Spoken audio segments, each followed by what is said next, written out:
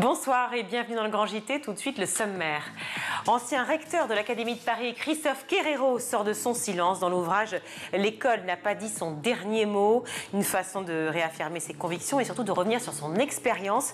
Il sera l'invité du Grand JT en première partie de cette émission. Parce que les personnels de l'éducation nationale peuvent aussi être victimes de harcèlement, nous recevons le président d'une association engagée sur la question. Ce sera en seconde partie. Dans son panorama cette semaine, Louisa Garottière s'intéresse au Petit Prince à l'occasion de l'exposition immersive qui s'ouvre à Paris. Un récit qui est souvent une porte d'entrée vers la lecture pour les plus petits. Tout de suite, on fait un point sur l'actualité de l'éducation avec Louisa.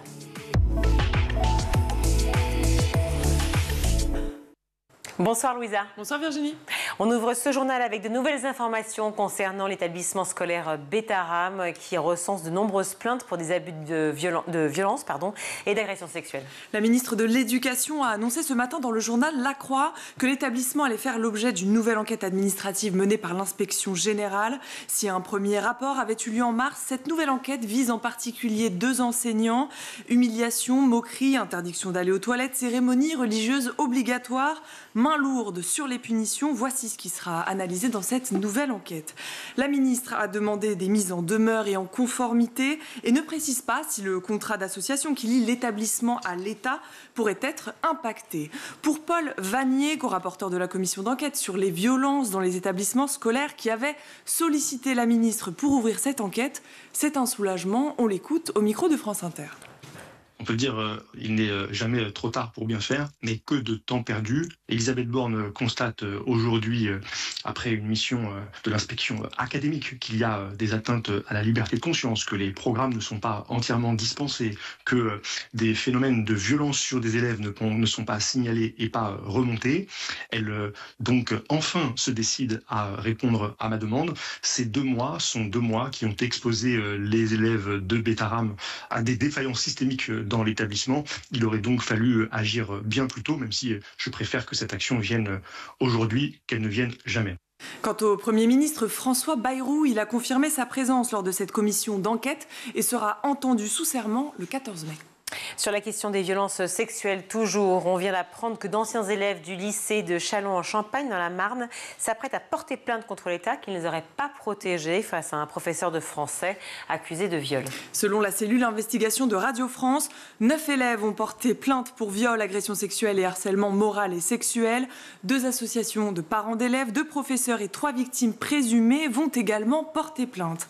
Paul Vey, professeur accusé d'agression sexuelle, s'est suicidé en 2023 avant son arrestation. Il était décrit comme un excellent professeur par certains, par un pédocriminel par d'autres. Pour Marie-Pierre Jacquard, ancienne professeure de sport au lycée, les gamins ont été abandonnés et déplore que l'État n'ait rien fait malgré de nombreuses alertes. Elle se confiait ce matin au micro de Claire Checaglini sur l'état et la condition des élèves. On l'écoute. Et devant eux toute ma constance, mais au fond de moi-même j'étais liquide en fait. Je me suis dit voilà, c'est la catastrophe, j'en étais sûre. Il y a eu un grand silence d'abord, et puis il y a une fille qui a commencé à dire voilà, il est crade. À force de parler avec eux, eh bien, ils finissaient par dire bon ben moi il y a eu aussi des messages de menaces, puis moi il y a eu aussi des photos de pédocriminalité, et puis parfois plus. Tout ça n'était pas suffisant pour l'institution en fait. Ils l'ont laissé en poste quoi qu'il arrive. Malgré les élèves qui ont été voir eux-mêmes l'institution pour leur dire voilà, on est en danger, on a peur. J'étais obligée d'aller en cours avec lui, c'était terrifiant en fait. Et certains faits présumés remontent à 1998. Chaque rentrée, l'accusé jetait son dévolu sur un nouvel élève. Écoutons plusieurs témoignages d'anciens élèves victimes des violences du professeur dans une enquête de Claire Checaglini sur France Inter. Et là, il me propose donc une boisson et j'accepte volontiers. Et j'avais vraiment la tête qui tournait, j'avais vraiment une impression de chaleur. L'image qui reste en fait depuis des années, c'est vraiment cette image de l'animal qui fait le mort pour pas être dévoré. J'ai des images, des flashs de lui sur moi, sans pantalon, voilà. Physiquement, il avait le dessus. Il y a des moments de torture physique que j'ai vécu. Il m'a déjà giflé. Il m'a déjà enfermé dans sa salle de bain pour que je réfléchisse et que je me regarde dans le miroir et que je trouve qui je suis, ou des choses comme ça, ou m'enfoncer des trombones sous les doigts pour voir à quel point je pouvais avoir mal, ou des sévices corporels comme ça, c'est déjà arrivé. Le ministère de l'Éducation est visé pour ne pas avoir pris ses responsabilités face à de telles accusations. Et on poursuit ce journal à Nanterre où des tags antisémites ont été retrouvés sur le campus de l'université.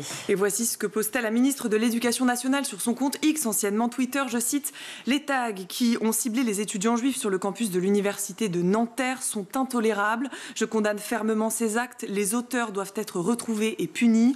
L'université a porté plainte et a fait un signalement au procureur avec Philippe Baptiste. Nous ne laisserons rien passer. » Hier, sur un passage du campus de Nanterre, on pouvait lire le tag suivant, UEJF hors de nos facs, sioniste égale fasciste. Depuis, l'Union des étudiants juifs de France a porté plainte pour injures et provocation publique à la haine. En janvier, Philippe Baptiste, le ministre de l'Enseignement supérieur, demandait à faire preuve d'une grande fermeté après une recrudescence significative des actes antisémites dans les universités, après les attaques du 7 octobre 2023. On reste dans le cadre scolaire avec une nouvelle annonce, celle de la généralisation de l'interdiction des téléphones portables au collège à la rentrée 2025. Et la mesure concerne l'ensemble des terminaux de communication électronique, les smartphones, tablettes ou encore montres connectées. Il aura fallu attendre plusieurs mois d'expérimentation avant d'adopter l'interdiction totale au sein des collèges. En septembre dernier, 180 collèges avaient expérimenté la pause numérique. 50 000 élèves ne pouvaient pas utiliser leur téléphone durant le temps de vie scolaire. Ils devaient alors déposer leur téléphone dans des casiers à l'entrée pour les récupérer le soir. Après des retours positifs, Elisabeth Borne a décidé d'accélérer la mesure. Côté financement, elle confiait sur Radio France, je cite, « Nous discutons avec les conseils départementaux puisque ce sont eux qui financent les casiers ou les sacs dans lesquels les élèves rangeront leur téléphone portable. » Affaire à suivre en septembre donc. On continue avec un accord trouvé hier par les 27 et le Parlement européen pour protéger les enfants des produits chimiques nocifs présents dans les jouets. Les PFAS, aussi appelées substances chimiques éternelles, ne devront désormais plus être au contact des enfants. Perturbateurs endocriniens, produits nocifs et chimiques sont donc rayés de la liste. Pour Marion Wassmann, députée allemande, à l'origine du texte au Parlement européen, je cite, « Le nouveau règlement sur la sécurité des jouets envoie un signal fort pour la protection de nos enfants, pour une concurrence loyale et pour l'Europe en tant que place économique. Le texte sera en vigueur une fois l'accord officiellement adopté par les États membres et le Parlement européen. » On termine ce journal avec l'ouverture du Festival du Livre à Paris et après les dernières conclusions du Centre national du livre qui décrit que les jeunes lisent de moins en moins, et bien le président du festival rassure, les jeunes seront bien présents. Oui, 42% des moins de 25 ans seront présents au festival, 7000 enfants y assisteront avec leurs professeurs et le nombre d'inscriptions des jeunes a augmenté cette année.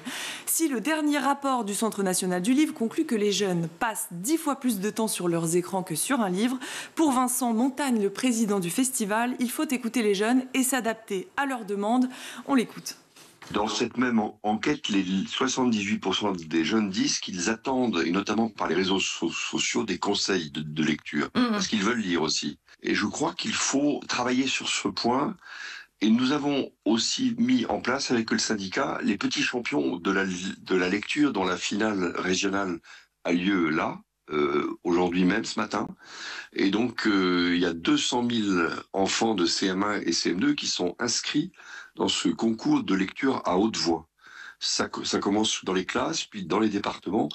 Et la finale aura lieu au mois de juin à la Comédie Française. Et si les jeunes passent du temps sur leurs écrans, cela ne les empêche pas de vouloir s'évader. Et quand ce n'est pas grâce à la lecture, eh bien c'est grâce à l'écriture. Voici ce que disait le président du festival à ce propos. Je voudrais ajouter qu'on n'a jamais reçu autant de manuscrits de jeunes. C'est-à-dire que les jeunes ont aussi envie d'écrire, ce qui est très important. Ils ont envie d'écrire, de raconter. Et quand on vous dit qu'au Festival du Livre au Grand Palais à Paris, il y a 42% de moins de 25 ans, c'est quand même exceptionnel. Et le festival a débuté aujourd'hui et durera jusqu'à dimanche au Grand Palais à Paris. Merci Louisa pour ces infos. Le 2 février 2024, Christophe Quérero rend sa lettre de démission, lui qui est à la tête d'un poste prestigieux. Il est recteur de l'Académie de Paris à l'époque. Alors que s'est-il passé? Quelles convictions l'ont poussé à dire non et quelle vision de l'école propose-t-il aujourd'hui? On en parle tout de suite avec lui sur le plateau du Grand JT.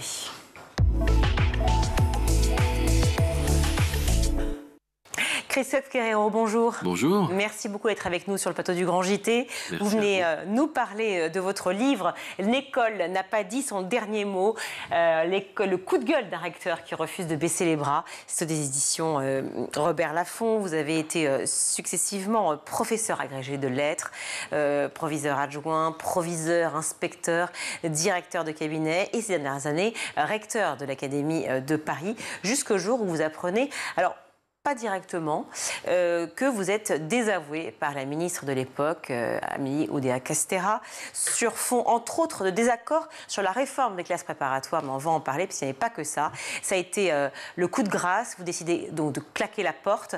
Bien, est-ce que vous ne pensiez que votre démission, la remise de votre démission, allait faire autant de bruit ? Oh, je savais que ça ferait un petit peu de bruit, peut-être pas autant, mais c'est vrai que cette remise en question, il y a la forme et il y a le fond. La forme, puisque apprendre par un tweet d'un syndicat qu'on est désavoué, alors même qu'il y a eu un arbitrage les semaines précédentes par l'ancien ministre qui est devenu le Premier ministre, ça surprend.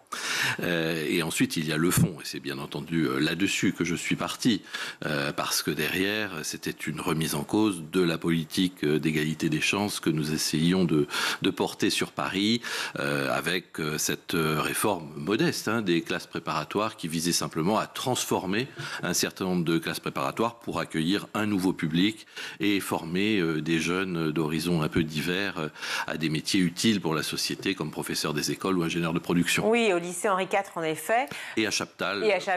Mais vous parlez surtout de la réforme sur, je crois, 4 classes préparatoires. Oui. Alors qu'il y en a combien, 286, c'est ça? Oui, avec le privé, Paris, il y a presque 350 classes préparatoires. Donc, simplement, on était déjà en période de disette budgétaire et je ne me voyais pas ouvrir des classes préparatoires sans en fermer. Bon, donc c'était une transformation et c'est vraiment là-dessus qu'il y a eu un désaccord entre nous. Et encore une fois, il y a aussi la forme, c'est-à-dire qu'on n'a pas du tout échangé là-dessus. Désavouer alors je l'ai appris en vous lisant, la 33e personnalité d'autorité publique dans l'ordre de préséance nationale. C'était aussi insulter tous les professeurs de France, à votre sens?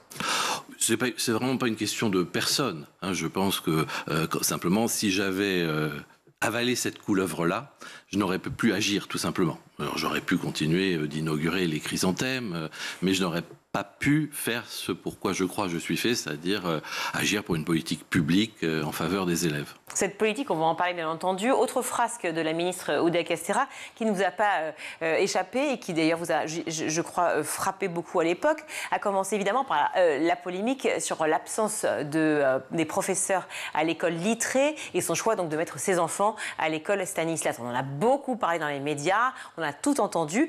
Qu'est-ce qui s'est passé à ce moment-là? C'est que vous faites votre boulot de recteur tout simplement quand vous prenez l'affaire sortir? Tout d'abord, c'est pas le premier ou la première ministre qui met ses enfants dans une institution privée et c'est un droit tout à fait fondamental. Oui, le choix, on peut aller dans le privé, dans le privé sous contrat, dans le privé hors contrat et puis dans le public, c'est un choix. Simplement là, ce qui s'est passé, c'est que ça a fait l'objet d'une polémique puisque elle a en fait mis en accusation le système public en disant je suis parti parce qu'il n'y avait pas d'enseignante, l'enseignant était malade. Donc moi, en recteur de base, j'ai envie de dire, j'ai vérifié simplement pour me préparer à la vague parce que c'est compliqué. Je pensais qu'on allait être accusé de ne pas remplacer. Or, ça a été ma surprise de constater les choses sont bien faites. On avait les bordereaux qu'il n'y avait pas du tout d'absence. Et ça a été une autre vague, effectivement, pour le coup de SMS, de tout, pour le coup, les professeurs qui vous entouraient et le cadre de l'éducation, extrêmement choqués par les propos de la ministre. Bien entendu, il y avait là une mise en accusation, comme vous le dites, du corps professoral qui n'a pas apprécié la chose. Alors c'est un peu maladroit pour un ministre à la tête d'une institution de plus d'1 million de personnes de se mettre à dos les professeurs, bien sûr. Et vous parlez donc de votre livre, L'école n'a pas dit son dernier mot, mais surtout avec ce sous-titre, le coup de gueule des recteurs qui refusent de baisser les bras. L'ayant lu et ayant beaucoup aimé votre ouvrage, j'aurais plutôt parlé d'un cri d'espoir plutôt que d'un coup de gueule, car vous proposez énormément de choses très positives pour l'amoureux de l'école que vous êtes. Vous dites qu'il est temps de travailler autour d'un consensus autour de l'école. On ne mise pas, selon vous, assez sur l'école ? Alors, c'est en effet pas un livre contre, c'est un livre pour. J'en avais un peu assez d'entendre toujours le pessimisme ambiant, les chroniqueurs qui se désolent sur le niveau des élèves. Il faut choisir vos sous-titres, cher monsieur. Absolument, mais vous savez que les éditeurs aiment bien ce genre de sous-titres aussi. Non, c'est un livre qui est d'abord une déclaration d'amour à l'école, hein, c'est d'abord ça, et puis ça se veut un livre d'espoir. Moi, j'ai conçu ce livre comme une possibilité d'ouvrir le débat de façon positive sur un sujet majeur pour une nation, c'est-à-dire l'école, c'est-à-dire la jeunesse. Et la jeunesse, c'est l'espoir d'un pays. Et donc, comme vous le dites, il s'agit de rechercher, à mon sens, un consensus autour de la chose scolaire. Nos voisins ont tous réussi cela. Mais chez nous, l'école est souvent un objet de conflit, un objet politique au sens politicien du terme. Et je crois qu'il est temps qu'on se pose pour poser un diagnostic et puis rechercher ensemble les meilleures solutions pour avancer et redonner de l'espoir à la fois à nos professeurs, à nos élèves, aux parents d'élèves, à nos concitoyens. Alors, vous n'êtes pas le seul à nous le dire ça sur ce plateau, vous l'imaginez, on l'a entendu aussi beaucoup chez nos confrères. La complexité est justement comment. Vous proposez donc plusieurs idées. Ce qui est sûr, c'est que l'attractivité du métier, en tout cas, est un vrai sujet dans l'éducation nationale aujourd'hui, au-delà de l'absence dont parlait Madame Oudéa Castéra. Rejoindre ce métier ne fait plus rêver les jeunes. On va parler des jeunes d'abord. Pour autant, un peu plus de 40% de nos profs, il me semble, jeunes et moins jeunes confondus, sont des Français en reconversion. Est-ce que c'est pas là où il faut miser justement sur la reconversion et ces jeunes qui arrivent dans le métier, ou qui pourraient arriver dans le métier? Alors, on a un sujet d'attractivité du métier, on a un sujet aussi de concurrence, puisque on s'arrache, les administrations, les entreprises s'arrachent, les jeunes gens et les jeunes filles diplômées, c'est bien normal. Je crois qu'on est, comme sur beaucoup de sujets en France, à la fin d'un modèle, et qu'il faut qu'on en tienne compte. Donc il me semble qu'il faut agir à la fois sur le recrutement, sur la formation initiale, et puis sur la formation continue. En formation initiale, il faut aller chercher un autre type de candidat qu'aujourd'hui. On avait l'habitude traditionnellement d'aller chercher les étudiants des CSP plutôt favorisés. Je crois que cette catégorie-là va devenir de plus en plus minoritaire. Ils ont d'autres possibilités. Ils veulent vivre surtout plutôt dans le privé que dans le public. Il faut en tenir compte. En revanche, on a dans les banlieues, dans la ruralité, toutes sortes de jeunes filles et de jeunes gens qui pourraient rejoindre ce métier de professeur et qu'on ne va pas suffisamment chercher, qu'on ne va pas solliciter et qu'on ne forme pas non plus suffisamment. Si on a ouvert cette classe préparatoire aux professeurs des écoles à Henri IV, c'est dans ce dessein. Ce sont des jeunes gens qui sont un peu moyens, un peu éloignés encore de ce qu'on attend pour être professeur, mais en les formant bien, en les cadrant, en leur donnant le meilleur pour leur formation, eh bien, ils peuvent rejoindre le professorat des écoles ou le professorat en collège et en lycée. C'est, je crois, un des défis premiers qu'on a à relever collectivement. Mais, pardon de vous couper, mais pour cela, est-ce qu'il ne faudrait pas déjà qu'il y ait une réelle égalité des chances en France? Parce que pour arriver à un stade d'essayer d'appréhender ce métier, en tout cas d'y croire, il faut pouvoir se donner les épaules et avoir les capacités quand on est dans un ghetto, vous le dites vous-même, on y reste. Il faut bien entendu renouer avec l'égalité des chances. C'est pratiquement l'objet de ce livre. Et donc mettre le paquet sur les premières années de la vie, les 1000 premiers jours, les 2000 premiers jours, c'est évidemment impératif. Mais il y a une réalité, il y a une situation d'urgence et je crois qu'on peut accompagner des élèves volontaires qui sont un peu moyens ou un peu moyen moins même, mais en utilisant notamment le système des classes préparatoires, qui est un bon système d'entraînement très rigoureux avec un programme, on peut les envoyer très facilement en classe après. C'est ce qu'a fait Jules Ferry, en allant chercher les enfants de paysans, fils et filles de paysans, pour devenir instituteurs. Je pense qu'il faut qu'on soit sur cette logique-là. Ça, c'est le premier point, si vous voulez, de formation initiale. Et puis, il y a les deuxièmes carrières, comme vous le précisiez. Et là, peut-être qu'on ne s'y prend pas non plus tout à fait comme il faut. On va chercher, bien entendu, de plus en plus de contractaires de deuxième carrière. Il y a des ingénieurs, des avocats, des avocates qui ont envie de devenir professeurs. Par vocation, par envie. Par vocation, par envie, certains sens par du métier. choix. bien sûr, mais on leur propose trop souvent soit un contrat un peu précaire, soit on leur dit repassez le concours. Mais quand vous avez 50 ans, vous n'avez pas forcément envie de passer un concours. Donc je pense qu'il faut mieux les accompagner en formation, et puis les titulariser s'ils donnent satisfaction au bout de quelques années. Pardon, mais ça me fait forcément penser aux contractuels, dont on a beaucoup critiqué justement la formation en 3 ou 4 jours. Est-ce que cette reconversion pourrait se faire de la même manière? Il faut revoir complètement l'appareil de formation. Je crois que c'est un des chantiers majeurs de la ministre en ce moment, formation initiale, recruter plutôt à Bac plus 3, parce que effectivement, à Bac plus 5, on a un vivier plus étroit, et puis c'est plus difficile de financer ses études. Il y aura donc une rémunération pour bien ça, sûr, rémunération, c'est tout à fait essentiel, mais on peut aller plus loin dans la formation continue. Je pense que le métier de professeur aujourd'hui, il n'est pas conçu comme une profession tout à fait comme une autre. C'est-à-dire qu'en gros, on vous met dans le grand bain sans vous avoir vraiment formé. On vous a formé au français, aux mathématiques, mais on ne vous a pas formé à la transmission. Or, il y a des techniques pour enseigner, et ça, c'est largement un chantier devant nous, y compris dans la formation continue. Dans le premier degré, il y a certes une formation qui est intégrée au service de l'enseignant, mais dans le second degré, ce n'est pas le cas. Je pense qu'on aurait une qualité de service bien plus remarquable si on avait une formation institutionnelle et intégrée au statut des enseignants. Ça voudrait dire qu'il faudrait revoir aussi la pédagogie des enseignants, les pédagogies même, parce qu'en fait il y en a beaucoup, elles sont très diverses. Toujours la même chose, on est en fin de système. Il faut réinterroger le face-à-face pédagogique. On voit bien qu'aujourd'hui ça ne fonctionne pas. Je cite dans mon livre un film que vous avez peut-être vu qui s'appelle Pas de vague. On voit bien un professeur qui a la meilleure volonté du monde, qui a sa discipline, la littérature chevillée au corps. Il peut commettre un certain nombre de maladresses qui peuvent être dramatiques. Bon, cet isolement du professeur et ces face-à-face, il faut le réinterroger d'une façon ou d'une autre vers quitter cette espèce d'enseignement simultané très archaïque d'une certaine façon pour aller vers un enseignement plus mutuel, plus personnalisé, plus individualisé.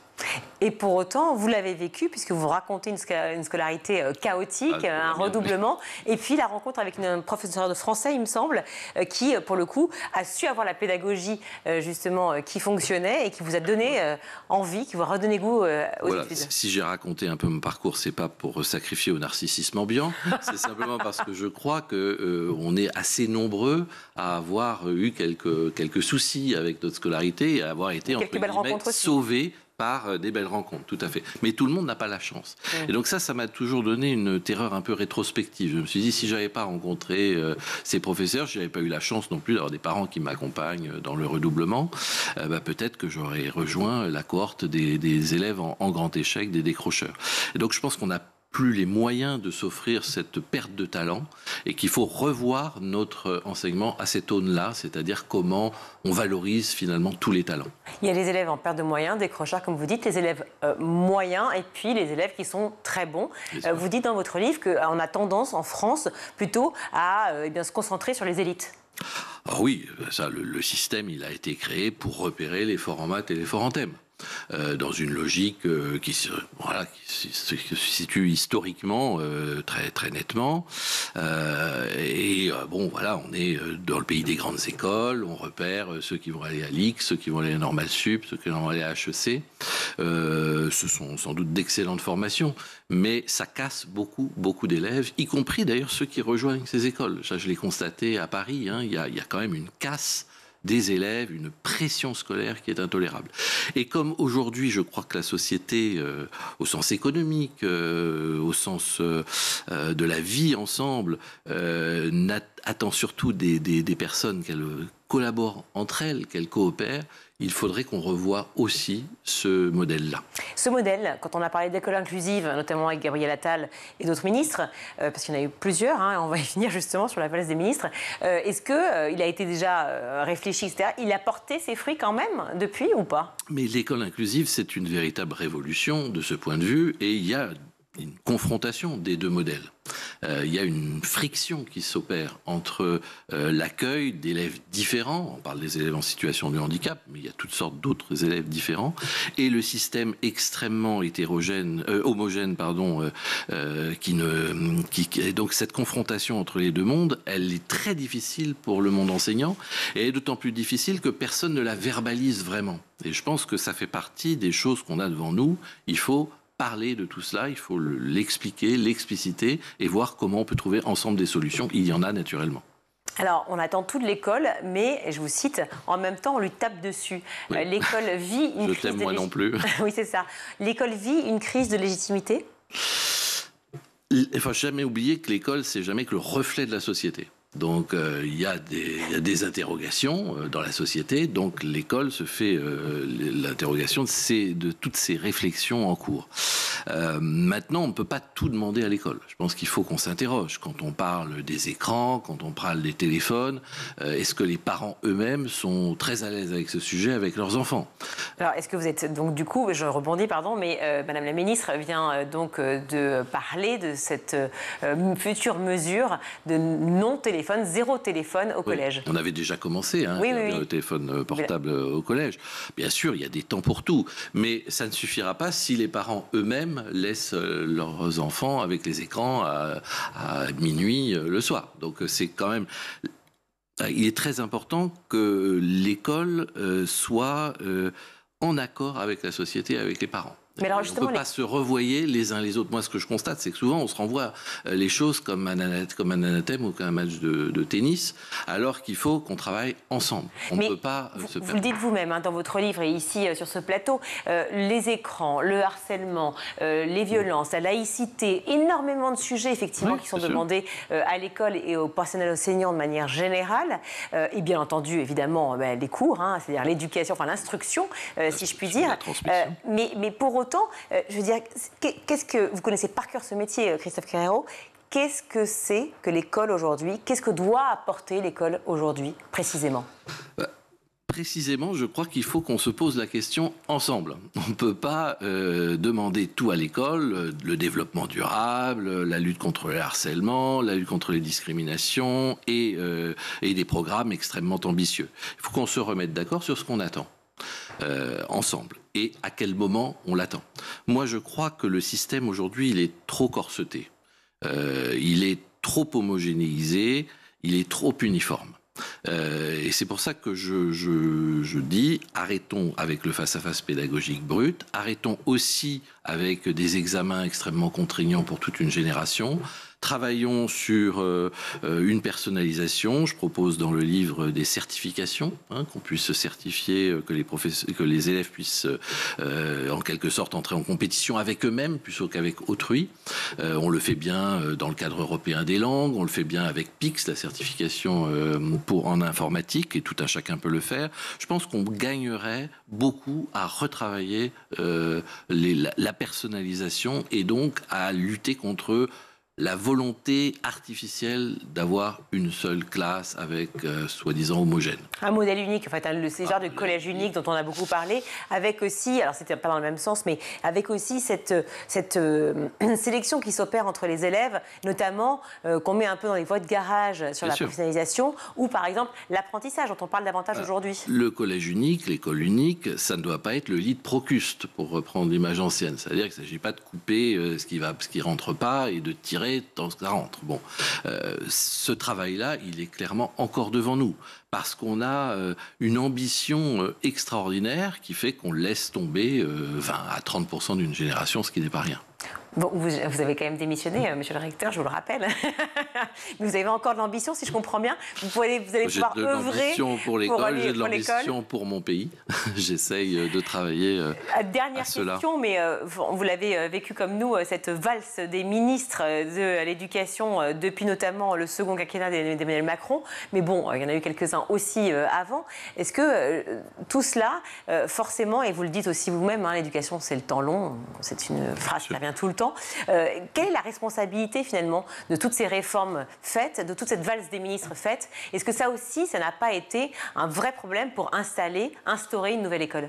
Vous le dites, c'est le temps long. Donc, c'est pourquoi je propose qu'il y ait une réflexion sur un consensus et qu'on se dise entre nous qu'est-ce qui est utile, qu'est-ce qu'on veut vraiment ensemble. Tant qu'on n'aura pas fait ce travail de consensus, au sens positif, au sens scandinave du terme, eh bien, je crois qu'on risquera plutôt d'avoir un ministre, une mesure et puis une contre-mesure et que derrière, eh bien, on découragera beaucoup les professeurs et les cadres.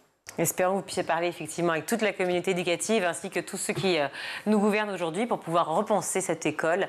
Et puis des penseurs aussi, sociologues et autres. Je pense à Philippe Mérieux qui vient sur ce plateau pour apporter plein de bonnes idées. Merci beaucoup Christophe Querero. Je rappelle le titre de votre livre, L'école n'a pas dit son dernier mot, paru chez Robert Laffont. Le coup de gueule ou le cri d'espoir. Donc du coup, des recteurs qui refusent de baisser les bras. Merci d'être venu. Merci à vous. On marque une courte pause, on se retrouve.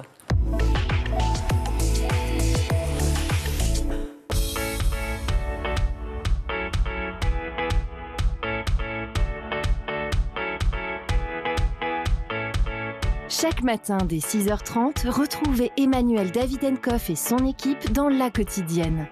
En compagnie d'un invité fil rouge, il vous donne des clés de compréhension et des conseils pratiques en matière d'éducation et de parentalité.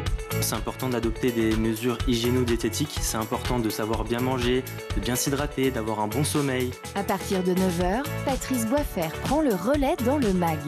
Au cœur des territoires, la parole est donnée aux élus et aux élèves qui font bouger l'éducation partout en France. Je voyais pas énormément de jeunes, je ne me reconnaissais pas énormément dans les listes parce qu'il n'y avait pas de jeunes, il n'y avait pas de sportifs et je me suis dit pourquoi la politique ça touche que certaines personnes. À 12h30, School TV vous ouvre les portes de l'école du futur. Avec son équipe de chroniqueurs, Philippine Dolbeau met en lumière des acteurs engagés et des innovations pédagogiques qui façonnent l'école de demain. L'usage qu'on peut faire d'un téléphone et celui d'un ordinateur est complètement différent. Sur l'ordinateur, on parle bien d'un usage pédagogique. Pour le cours, le téléphone, on aborde plutôt la question des réseaux sociaux et je ne pense pas que les enseignants prônent d'utiliser TikTok ou YouTube. Tous les soirs à 20h30, dans le grand JT de l'éducation, Virginie Guillaume fait le point sur l'actualité du jour. Politiques et acteurs de l'éducation se questionnent sur l'avenir de nos enfants à l'école. Le double objectif de tout ce que nous avons fait, qui est la boussole de toute l'action, c'était deux objectifs que j'affichais toujours, c'est-à-dire un, hausser le niveau général des enfants de France, deuxièmement, baisser les inégalités, donc rapprocher les plus défavorisés du reste du groupe et que tout cela monte, ce que j'appelle parfois niveler par le haut. Chaque samedi et chaque dimanche, Malika Ménard reçoit une personnalité qui raconte ses souvenirs d'écolier et dévoile sa vision de l'école d'aujourd'hui et de demain. L'amour devrait être enseigné à l'école, l'empathie devrait être enseignée à l'école, la vraie éducation civique, l'amour de l'autre, l'amour des plantes, le respect de l'environnement profond, l'alimentation vraie, ça devrait être enseigné à l'école. School TV, imaginons ensemble l'école de demain.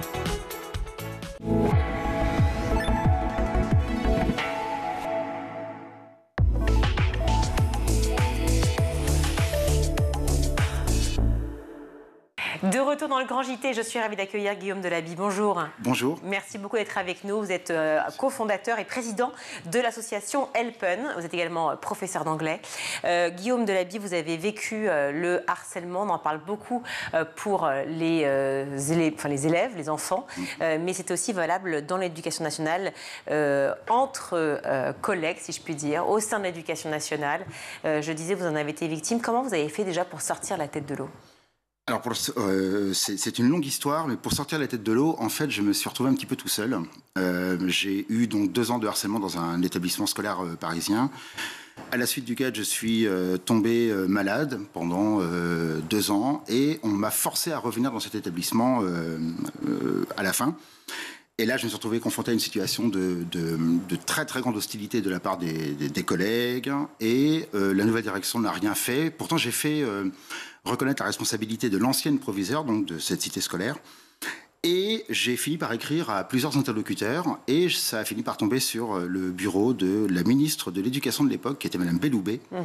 Et elle m'a sorti de cet enfer, et elle m'a placé dans la cité scolaire où je me retrouve actuellement. Le seul problème étant qu'elle ne le savait pas, mais dans cette cité scolaire où je me trouve, il y a la personne à l'origine du harcèlement. Alors c'est une situation donc, qui est encore assez complexe. Malgré tout, je suis très très heureux dans ma cité scolaire actuelle. Mes élèves me rendent tout ce que je leur donne et j'ai retrouvé vraiment le plaisir. C'est la même personne qui était dans l'établissement d'avant et que vous retrouvez dans l'établissement présent. Oui, elle a même été. En fait, quand j'ai été salué, donc ma future équipe de linguistique, elle était au milieu de la pièce où j'allais retrouver mes collègues. Et ça, je ne le savais pas. Donc, je me suis retrouvé dans un état de sidération immense. Et c'est comme ça qu'on m'a accueilli, que les collègues m'ont accueilli dans mon nouvel établissement. Ça a été assez difficile. Alors, vous saluez effectivement la prise en compte de cette situation de la ministre Belloubet. En revanche, vous parlez quand même d'un harcèlement institutionnel, c'est-à-dire, et puis même clairement, un mobbing, un harcèlement collectif. Oui, tout à fait. Alors en fait, dans le cas de l'association, ce sont des choses qu'on constate énormément. À partir du moment où quelqu'un essaie de se défendre contre des collègues, cela va faire du bruit. Et ça déplaît énormément dans l'éducation nationale. On en parle depuis très longtemps, mais vraiment, il y a une véritable loi du silence, probablement une peur de jeter l'opprobre ou de salir la réputation d'un établissement, de jeter l'opprobre sur la communauté, comme on dit. Et ce harcèlement moral va progressivement trouver des relais auprès d'un proviseur, auprès d'un secrétaire administratif, auprès de d'autres collègues. Et la plupart des cas qu'on reçoit, les personnes qui se défendent vraiment avec une certaine détermination, se retrouvent en fait harcelées collectivement par l'ensemble des collègues. Et ça peut être les subalternes, comme les supérieurs, comme les collègues. Des rumeurs malveillantes, des fausses informations sur vous, évidemment. Tout à fait. Alors, des rumeurs malveillantes, des accusations, en général, des accusations autour de détournement de fonds publics, un isolement du collectif de travail. On a plusieurs rapports de collègues dont l'équipe, par exemple, ou dont l'encadrement finit par littéralement exploser en plein milieu de l'année parce que des collègues auront lancé quelques rumeurs dont on ne peut pas se relever. Alors les rumeurs sont toujours du même type, c'est le sexisme, le racisme et l'incapacité à travailler en équipe. Ça, ce sont les 3 rumeurs dont on ne peut pas sortir vivant. Et on parle de mobbing, c'est cette chercheuse canadienne qui s'appelle F. Seguin. Elle parle d'une mise à mort sociale, quand ça finit d'ailleurs pas par une mise à mort physique, mais c'est une mise à mort de sa victime, mais par le collectif lui-même. Et c'est quelque chose qu'on observe également à Montréal, au Canada. Quand on parle de collectif, c'est très important. C'est un collectif qui finalement ne sait pas, mais par angoisse, du coup, prend part à cet harcèlement finalement collectif, où finalement, il sait et il tait, c'est un silence. Je sais que c'est assez compliqué, il y a de multiples raisons. Dans le cas de l'établissement où j'étais auparavant, tout le monde avait mauvaise conscience de ne pas avoir signalé des menaces de mort contre 2 collègues. Tout le monde le savait et personne ne disait rien. Au bout de 3 mois, bien sûr, ça explose. Et celui qui avait l'intention de marquer ça dans le registre santé-sécurité au travail, qui n'existait pas, s'est retrouvé littéralement détruit par la harceleuse elle-même qui a lancé une accusation de propos sexistes, etc. On ne s'en relève pas, c'est fini. À partir de... Là, vous parlez de menaces de mort quand même. Non, oui, de menaces de mort d'élèves contre 2 collègues. Ouais. C'est comme ça que ça s'est passé dans l'établissement que je connaissais. On avait alerté à l'époque le recteur de l'Académie de Paris, on avait alerté le DGRH. Lorsqu'on lance une alerte individuelle, le recteur, celui qu'on a reçu aujourd'hui, Christophe Querero. C'est M. Querero, ouais, tout à fait. On lui a écrit à 4 reprises, jamais aucune réponse. Tout le monde le savait, enfin, même au rectorat de Paris, tout le monde savait. Personne n'a jamais répondu. L'histoire est très longue, mais en fait, des histoires comme ça se multiplient. Dans l'Académie de Paris, on a énormément de rapports dans l'Académie de Normandie, où on a un nombre inexpliqué de suicides depuis le début de l'année. On est en contact avec une sénatrice qui est en train de faire entendre cette situation dramatique. Toujours la même situation, on essaie de signaler l'alerte dans ce qu'on appelle le registre santé-sécurité au travail. Soit il n'existe pas, soit il finit à la poubelle. Mais il finit à la poubelle, réellement. Quand on a eu les histoires dramatiques, évidemment, elles sont dramatiques déjà, celles que vous énoncez, mais bien sûr de Samuel Paty, Dominique Bernard, de ces professeurs qui ont été assassinés. Évidemment, cette angoisse est d'autant plus présente depuis. Est-ce que, du coup, les réactions ont été différentes de la part des collègues après, de l'institution, ou est-ce qu'il y a toujours eu, pareil, ce silence, cette non-reconnaissance, finalement, des drames que vous pouvez vivre? Effectivement, en fait, derrière votre question, il y a probablement les raisons qui poussent ce collectif à ne pas réagir. Alors, il y a la peur. À mon avis, d'un côté, il y a quand même une certaine peur de sortir du droit chemin, du chemin d'une certaine pseudo-loyauté à des gens qui ne respectent pas la loi, parce que c'est ne pas respecter la loi que de ne pas signaler un délit. Quand on est fonctionnaire, il y a un article qui nous oblige à signaler à notre supérieur toute situation qui est de l'ordre du délit. Après, il y a des gens qui ont à y gagner. Mais ça, c'est la chose la plus dramatique, c'est dans un certain nombre de cas, les gens ont à gagner quelque chose, à détruire la personne qui est visée par le harcèlement. Pourquoi après on tait ce genre d'agissement? Pourquoi personne ne défend ce genre d'agissement? Je pense qu'il y a et c'est vraiment le côté optimiste de notre association, c'est parce qu'on veut de l'optimisme là-dedans, il y a un défaut de formation. Il y a vraiment un défaut de formation. Et nous, on veut se positionner sur l'idée qu'il faut qu'on se réconcilie tous, il faut qu'on mette tout sur la table. Mais pour mettre sur la table, il faut parler. Le seul ministère qui ne nous répond pas depuis en tout cas, le début de l'existence de l'association, il y a quelques mois, c'est le ministère de l'Éducation nationale. On en est à 37 courriers. Pas une réponse, mais pas une seule. On a été reçu au ministère de la Justice. On a même été reçu à Matignon, où on a rencontré des interlocuteurs qui connaissaient leur dossier. Et quand on écrit à l'inspection générale, je n'en parle même pas, là c'est carrément les réponses, il vaut mieux pas les avoir. C'est-à-dire il faut mieux pas les avoir, c'est-à-dire que vous avez reçu, c'est dramatique? Parce que, par exemple, on peut par exemple signaler des agissements qui sont tout à fait anormaux, se défendre et se retrouver avec des missions qui nous sont retirées.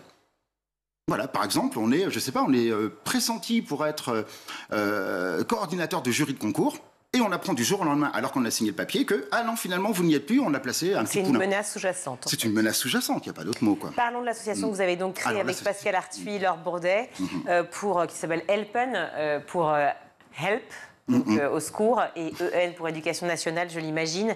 Vous l'avez créé donc, il y a quelques mois, vous l'avez dit, en septembre 2024. Tout à fait, elle est effective depuis 2024. Voilà, afin de lutter contre le harcèlement moral au sein de l'Éducation nationale, pour briser en effet ce silence dont vous parlez, dont on parle beaucoup quand on parle de harcèlement de manière générale, un silence qui est là, qui est difficile. Comment faire justement, pardon pour la phrase, parce que mais pour que les profs en parlent, parce que parler d'un silence, c'est compliqué. C'est extrêmement compliqué de libérer cette parole. Certains utilisent l'analogie avec MeToo. J'en suis pas friand. J'ai l'impression d'une vague récupération sur quelque chose qui est extrêmement grave également, qui est donc le mouvement MeToo. Mais la libération de la parole est à peu près similaire. C'est-à-dire qu'il faut qu'il y ait une première personne ou 2, 3 premières personnes qui aient le courage de témoigner de ce qui leur arrive. Dans les années 90, il y avait un principal qui avait témoigné d'actes de crimes sexuels d'un professeur. Et quand il a dénoncé la sanction, qui était en fait simplement un déplacement dans un autre établissement, sa carrière a été brisée. Il n'a pas pu s'en remettre. Aujourd'hui, on a des gens qui essayent de témoigner publiquement. À chaque fois, c'est menaces de plainte en diffamation, des mutations forcées. Alors ça, on en entend pas mal parler en ce moment. Il y a tout un véritable panel de sanctions qui sont extrêmement lourds. Et au final, on pense qu'il va falloir que 2, 3, 4 personnes commencent à parler. Et quand le public va être informé, c'est exactement d'ailleurs ce que vous êtes en train de faire par cette interview, je pense qu'il va y avoir une accélération du mouvement et je pense qu'on est au bord de cela. Et oui, on l'a vu avec Pétara ou sur d'autres sujets. Effectivement, après, on a un déferlement effectivement de témoignages absolument dramatiques, mais c'est un autre sujet.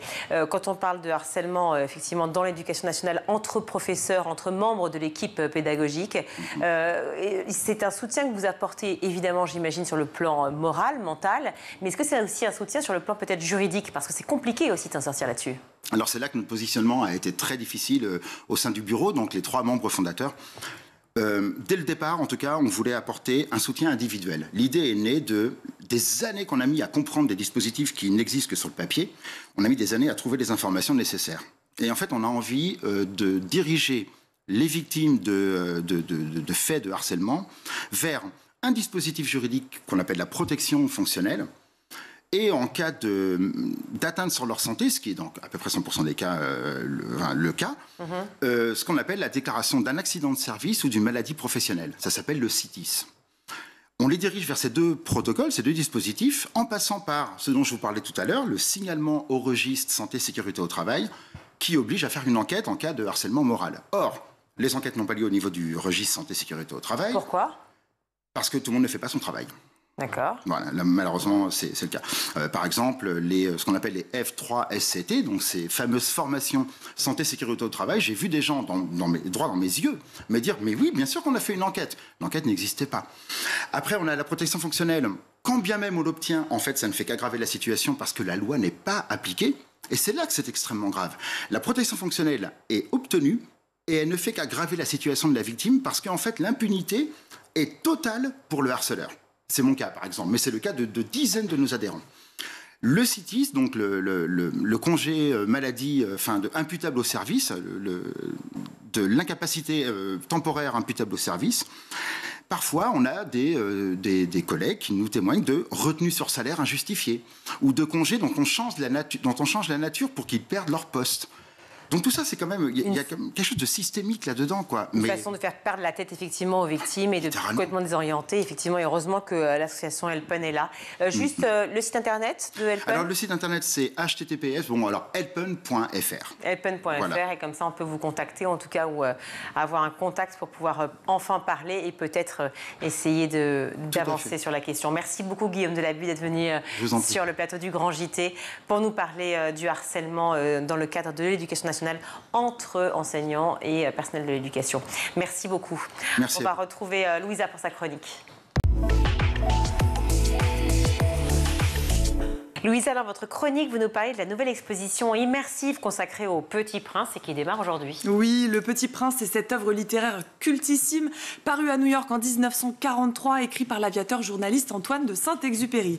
Alors, Le Petit Prince, c'est l'histoire d'un jeune garçon venu d'une autre planète et durant son voyage interstellaire, il va découvrir les travers des grandes personnes et partagera ses réflexions avec un aviateur. C'est un récit poétique et philosophique qui mêle plusieurs thématiques, l'amour, l'amitié, l'écologie, le respect ou encore le pacifisme. Mais comment donner vie à cette histoire? Eh bien, c'est l'Atelier des Lumières dans le 11e arrondissement de Paris qui a répondu à cette question en déployant images et sons sur les murs de la galerie. On regarde un extrait.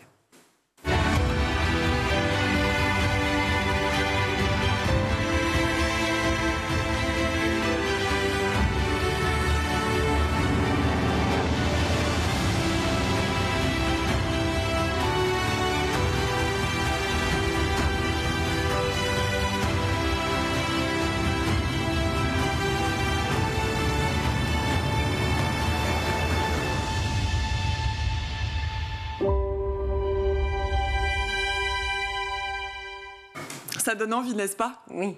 Je ne sais pas vous, Virginie, mais moi, c'est un des premiers livres que j'ai lus. C'est d'ailleurs un des premiers... Ah, Le Petit Prince, c'est génialissime.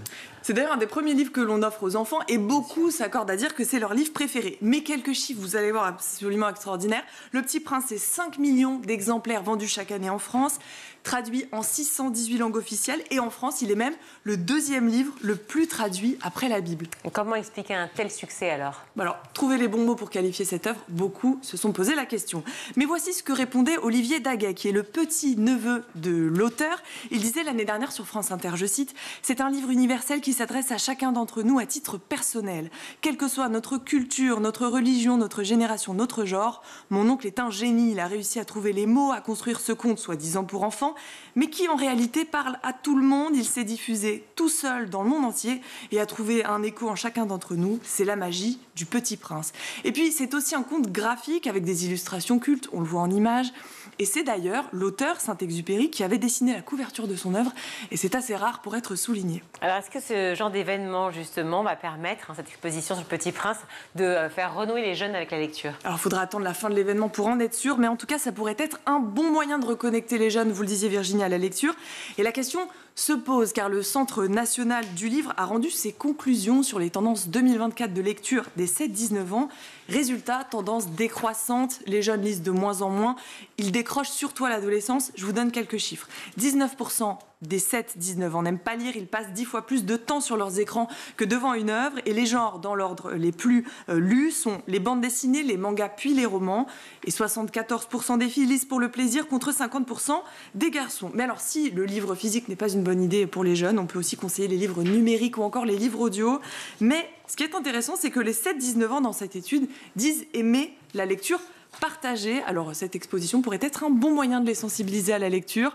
Conclusion, l'exposition a pris vie aujourd'hui. Elle va durer jusqu'au 6 juillet à l'Atelier des Lumières dans le 11e arrondissement de Paris.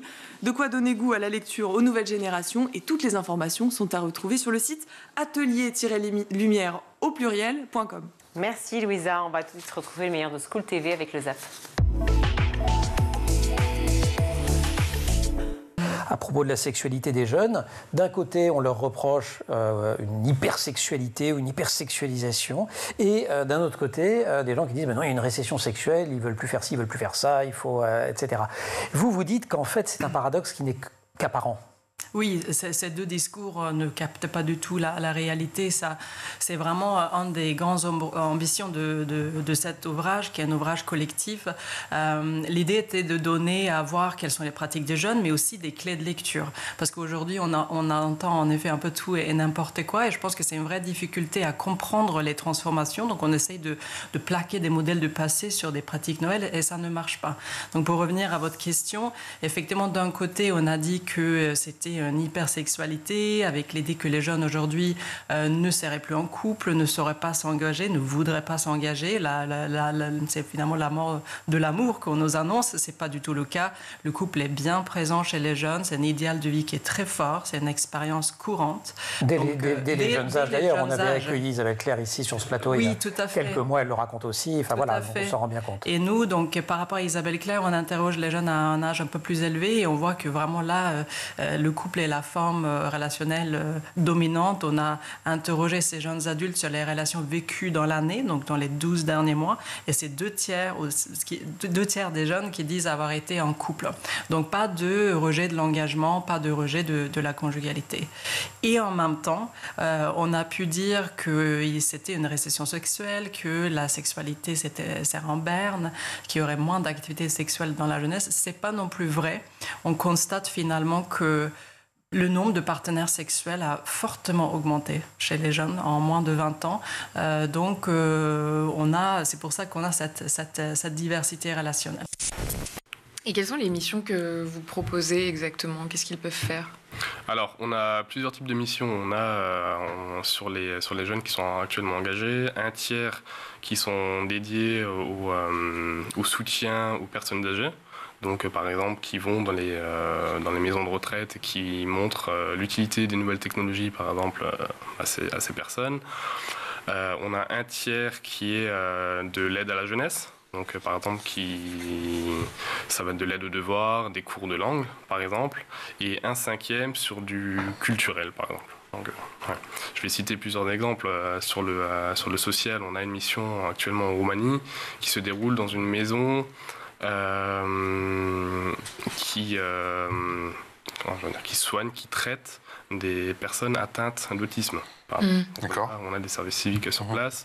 On a à Malte, concernant l'environnement, par exemple, une mission qui va se dédier à la défense, à la protection des oiseaux. Donc c'est divers et variés.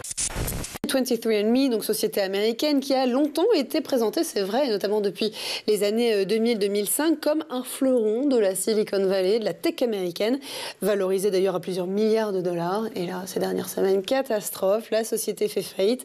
Sa valorisation plonge à moins de 20 millions de dollars. Comment une entreprise si prometteuse, c'est vrai, qui a cartonné pendant des années, portée par l'engouement aussi, bien sûr, autour de l'analyse génétique, a-t-elle pu dégringoler aussi rapidement? L'explication, elle est assez simple. C'est que malheureusement, le modèle économique de cette entreprise, il était assez fragile, puisque, comme vous l'expliquiez, l'idée, c'était d'envoyer un petit échantillon d'ADN pour avoir tout l'historique de notre patrimoine génétique.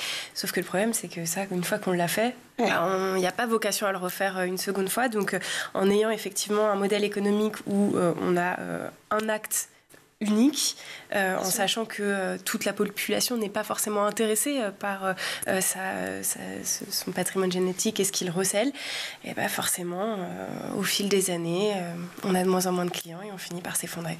Catastrophe donc. Le procureur de Californie recommande aux clients de récupérer leurs résultats ADN et de détruire leurs copies en ligne pour éviter tout risque de revente ou de piratage. Ça aussi, c'est un enjeu particulièrement essentiel et important là en ce moment pour tous ces gens qui ont participé et qui ont donné un peu de bave, de salive ces dernières années. Tout à fait, puisque on le sait, les données génétiques sont extrêmement sensibles dans la mesure où effectivement il n'est pas possible de les modifier. C'est pas comme un mot de passe où on peut faire un changement, c'est immuable, que ça soit maintenant ou dans 10 ans, ça restera la même chose. Donc c'est des données qui sont effectivement extrêmement sensibles. Et puis il y a un risque d'autant plus important, un risque accru en cas de faillite d'une entreprise, puisque très spécifiquement là sur le cas de 23andMe, en cas de changement de propriétaire, en fait, il est précisé dans les conditions d'utilisation que les données clients pourraient être transférées vers un nouvel acquéreur. Donc, effectivement, ça pose des questions. Alors dans les faits marquants que vous mettez en lumière, le fait que les femmes sont les actrices majeures des évolutions de la sexualité. Oui, parce qu'aujourd'hui, on constate que les femmes, les jeunes femmes, accèdent à l'expérimentation sexuelle plus que par le passé. C'est-à-dire qu'aujourd'hui, c'est attendu même pour les garçons, mais pas seulement, aussi pour les filles, à ce qu'elles expérimentent, qu'elles vivent des choses diverses, qu'elles ont des relations sans lendemain, par exemple.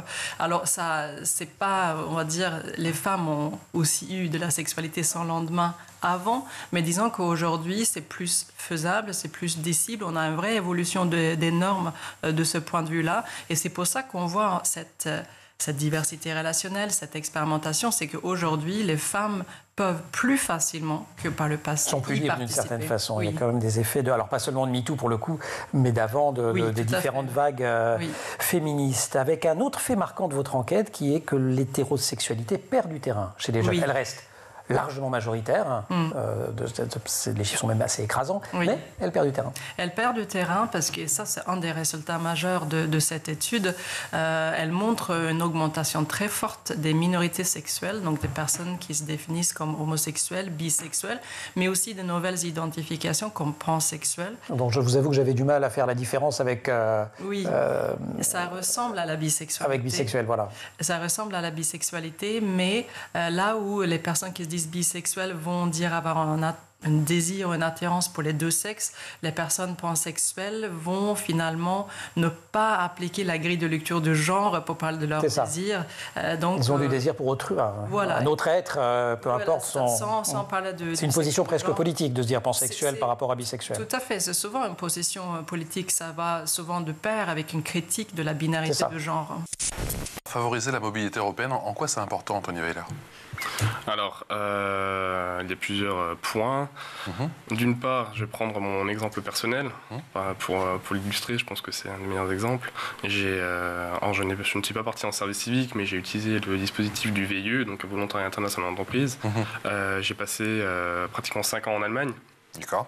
Et j'en parlais encore pendant l'anniversaire, c'est d'abord en fait le déclic.